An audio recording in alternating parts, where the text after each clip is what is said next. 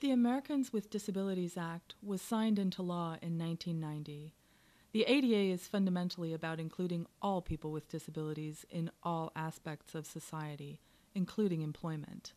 Unfortunately, court decisions over the last decade have excluded individuals who should have been covered under the current ADA law. These narrow court interpretations have restricted ADA coverage for people with diabetes, epilepsy, serious heart conditions, mental disabilities, and even cancer.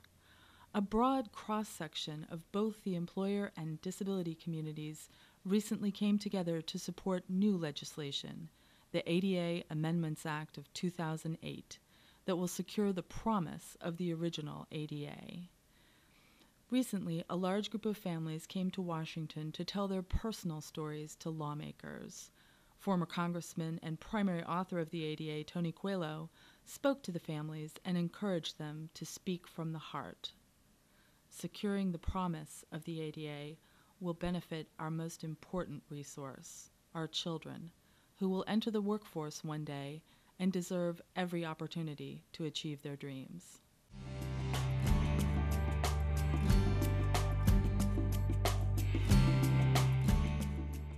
And when you go to the Hill, I think the most important thing for you to do is for you to be honest. Don't be afraid to tell the truth about what you really feel, about how you're impacted.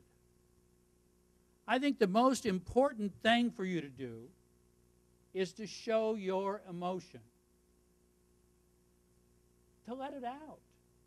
Be real about what you go through as an individual.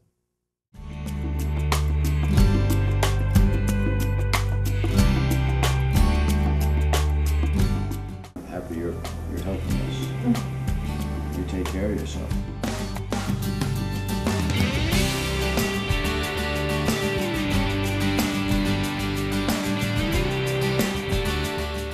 We think it's important both to teach Pete that there are other children in the world like him, because we're in a very small town, and he hasn't really run across any other children with his particular set of issues. So we looked at this on his level at a young age. It's just an opportunity to network and make some friends who are like him. From our perspective, we look at it as he's going to move out of the house one day, and I need to know that the laws are out there to protect him when he's on his own. I can only do it until he's an adult, and then the world's got to help us do it. I'm going to speak up. Well, my mom and I were working on the speech over the week, last week, and we're going to tell them how many people are affected, including children. What I've been looking up and research that people are, judges are saying if you're on medication, you don't have to be with you don't qualify, and I think that's stupid. I must speak out about changing the injustices going on. When the ADA no longer protects Tony Coelho, the man who wrote it, something is wrong. When people can discriminate against you because they think you have a disability, yet you have no recourse under the law because it says you aren't considered disabled enough, something is wrong. He's going to be an adult. He's going to be in the workplace. I'm his biggest advocate, you know. Whatever I can do to help, I will. I'm a foundry worker in La Crosse, Wisconsin. Just living payday to payday and trying to make ends meet.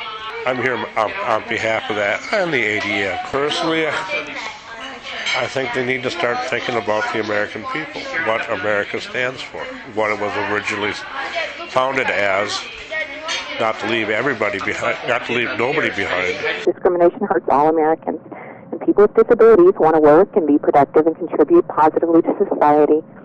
The ADA is supposed to help ensure that that can happen. And it's important to my family personally for the ADA to be restored to its original intent. It's important to be able to do what you want to do, no matter if you have any kind of disability.